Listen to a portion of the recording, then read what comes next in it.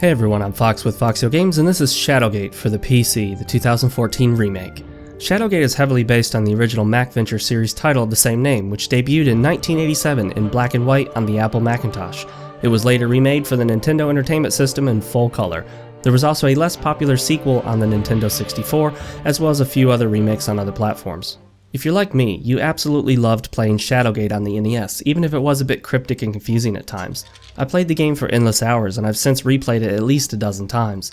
I even did a review for it on my channel, link is in the description. Fair warning, it's an older review and not quite up to my modern standards, but I still think it's good enough to keep it on my channel. Shadowgate 2014 will look and feel pretty familiar to anyone who has played either of the originals, albeit with a new coat of paint. As a PC title, it feels right at home. It has few graphical options, but then again it doesn't need them. You can select from a host of resolution options as well as full screen or windowed. There is no borderless windowed mode, unfortunately.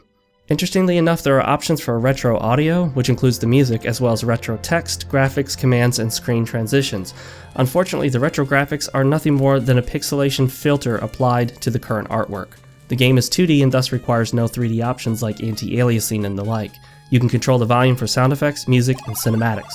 There's also full key binding available as well. The biggest technical issue with the game affects those with multiple monitors like myself. If your second monitor is to the right of your main screen, as it is with most setups, you will find that the game's cursor will pass out of bounds of the game screen on the right side and onto the second monitor. If you accidentally click the second monitor's screen space, the game will instantly minimize as if you alt-tabbed out of it. This is an issue considering that many room exits exist on the edge of the screen, and it hasn't been fixed despite an update to the game. There are likely some third-party tools that might be able to capture the cursor and keep it in the game window. For what it is, it's a solid PC port other than the lack of a borderless windowed mode and the multi-monitor issue. The artwork in Shadowgate is gorgeous. I absolutely love seeing the old rooms and vistas redone in glorious high-quality HD artwork. I also like the nice touch of animated dust particles, lighting, fire, and other effects. They make excellent use of light and dark with the torch gameplay mechanic. As the torch slowly burns itself out, the screen grows slowly darker and darker. The game is eerily creepy and majestically magical when it needs to be. One of the best reasons to play Shadowgate is to see all of the incredible artwork that the game has to offer. There is no question that it's a worthy visual upgrade of the original title. The sound and music in the game follow suit with the excellent visuals. Sound effects for opening coffins, lighting torches, and interacting with objects are great. The death sounds are genuinely visceral as well. The music harkens back to the NES title with excellent modern renditions of the classics I've come to know and love. Of particular note is the title screen music, which is undoubtedly the most iconic song of the game. Not all of music is equally amazing, but none of it is anything less than good, even the minimalist atmospheric stuff. The story in Shadowgate isn't overly complex and will not feature too many surprises for those who played the original. After all, it's essentially an updated remake of an older game. There are new quest lines here, including the originally cut Black Axe quest line, as well as the Dread Pumpkin quest, added in a post-patch release. The story serves you well enough to keep your interest and make you want to find out what happens next, but don't expect anything amazing here. Because you're wandering in the infamous Castle Shadowgate, it is no surprise that you meet few characters of significance. It's mostly just you wandering alone for most of the journey, encountering only a few otherworldly creatures who serve very limited purposes.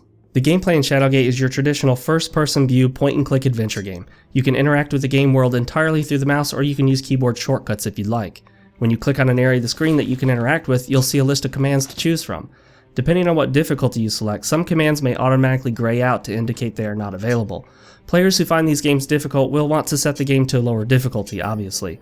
You can also talk to the skull in the upper left corner anytime you feel the need to get a hint as to what to do next. Like any other adventure game of this genre, you explore room by room, finding items and using those items on other items or objects in the game world.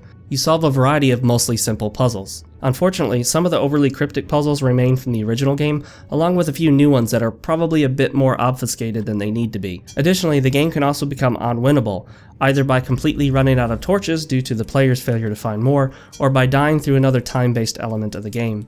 My first playthrough became unwinnable after a couple hours of playtime, and I was not happy to find I had to restart from the beginning, since my previous saves wouldn't help me.